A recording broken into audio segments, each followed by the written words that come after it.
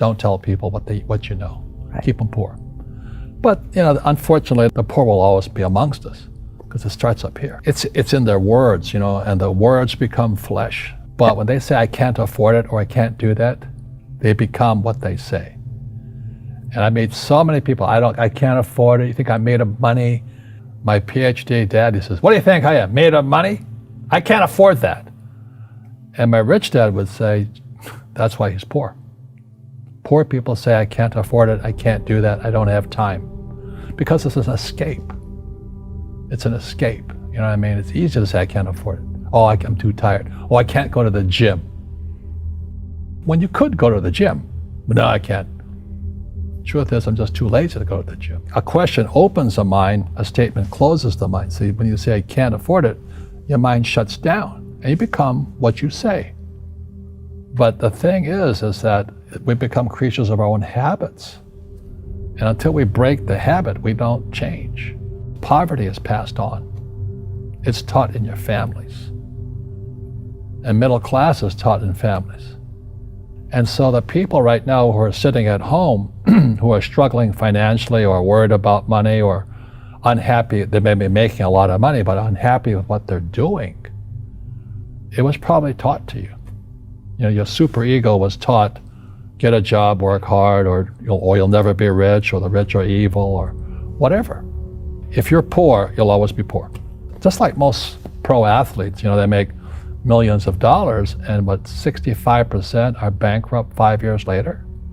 It's because they come from poor families. Now you tell them that, they get very angry at you. It's the rich fault. It's you guys ripped me off, and the government ripped me off. But unfortunately, it's passed down genetically. That's the frightening thing. We've got to change what we teach our kids. So I remember raising my hand when I was 9 years old, talking to my fourth grade teacher, and I said, when am I going to learn about money? She says, the love of money is the root of all evil. We don't teach money at school. I said, why not? And she couldn't answer me, and she got very flustered. She says, go ask your father. He's my boss. So my father was the head of education, PhD, all that stuff. I go home and ask him, I said, why don't we learn about money in school? And he looked at me and says, because the government doesn't let us teach that subject. The government tells us what we can teach and what we can't teach. And I thought that was strange. And I said, but aren't we going to school to learn about money? He says, no, your job is to get a job. I said, but you get a job to earn money. He goes, no, you're supposed to just get a job. And I went, no. Isn't the purpose of a job to earn money? He goes, you're correct. I said, so why don't I just learn about money? I can skip the job part, And he got flustered and he said, look, if you want to learn about money, why don't you ask your best friend's father about money? So I asked him. He says, because Mike's father is an entrepreneur. And I said, what are you? He says, I'm an employee. I'm a government employee. And I went, oh. What's the difference? He says, the difference is an entrepreneur must know about money, or they're no longer entrepreneurs. And he says an employee doesn't have to know anything about money, because the government will take care of them, the company will take care of money on one condition. And that condition was he would never pay me.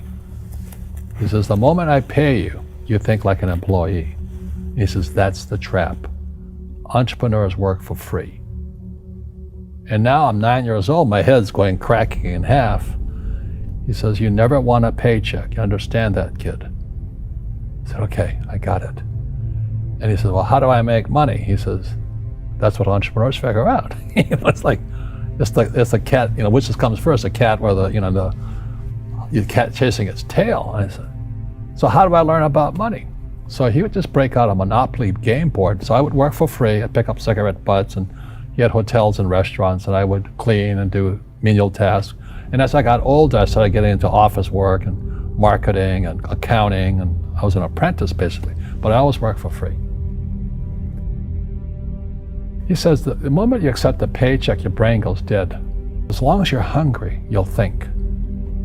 And he was a great, great teacher. You see, most teachers in school They're out of ethics. They teach subjects they themselves don't practice. A fake teacher is somebody who just wants a job and they'll teach anything. They teach how to shine shoes if you pay them more money. But they really don't know what they're teaching. For example, my calculus teacher, went to military school in New York, and I asked the teacher, I said, I'm in my 3rd year of calculus now. I said, am I ever going to use this stuff? He goes, no. Said, why do you teach it? He says, because I get paid. I said, do you ever use it? He goes, no. And that's why, you have to, in life, one of the things I suggest to people, you got to find a real teacher versus a fake teacher. And a fake teacher is somebody who doesn't do what they teach. And a real teacher is doing what they teach every day. School systems are making our students weaker. So in school, they have these things called now trigger effects. So you can't, as a teacher, you can't say anything that might upset the student. They don't want anything that might jar their point of view. So if I went into school, I'd be thrown out because I threaten them. And to me, isn't school about opening your eyes and minds to new ideas? But that's now out of the system. So everybody's got to be PC, politically correct now. And it's killing us. It's killing the brains of our kids. They're going backwards. But in their minds, they're more enlightened. If I didn't have ideas that shook me, I wouldn't learn anything new. But now these trigger mechanisms, we're actually making our students weaker in school. My success comes from spirituality, not finance. You see, people say, well, why don't you give the poor money? So the only problem with that is it just creates more poor people. You give a man a fish, you get a lot of people who want more fish, but you teach them to fish. We're more antagonistic, more antisocial. Social media is antisocial. That's the danger part. So the reason I'm speaking on spirituality, we got to evolve. It means meditation, it means yoga, it means praying, it means going to church, whatever it takes. But you got to get back to calm and peace and meditation. One generalized principle is emergence through emergency.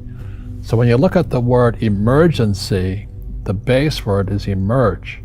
The only way humans evolve is via emergency. And a big one's coming. And it's going to be, as we all know, our banks have ripped us off immensely. They're just a bunch of crooks. I don't know how they can live with themselves.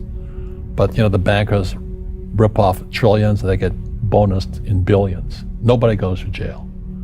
That's the sickness of our society. So that's why I write about financial education. It's almost like self-defense. It's almost like taking judo against our own government and our own banking systems and Wall Street. People who are afraid of making mistakes, like they teach in school, they don't ever grow. Because spirituality is there's good and there's bad, there's right and there's wrong, there's up and there's down. Most people only want to be right, they only want to be positive. Well, you can't have that. That's not reality. Every time I failed, it was like, good. I said, okay, what have I learned? And the average person, the reason they're poor is they haven't failed. They play it so safe. They haven't made any mistakes like they're taught in school. That means they don't learn anything. That's why the school system's actually fundamentally corrupt. It's anti-education. Don't make mistakes and don't ask for help. And if I didn't ask for help, I have my accountants, my attorneys, my bankers, and all that.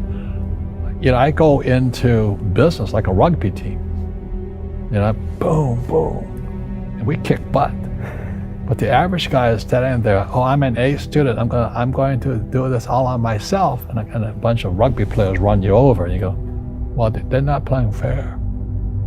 You're playing stupid. You should have a team. You should have accountants, attorneys, and bankers, and all that stuff. But that's not the game I want to play. I said, then don't play the game. So what I say to young people is, you find your game.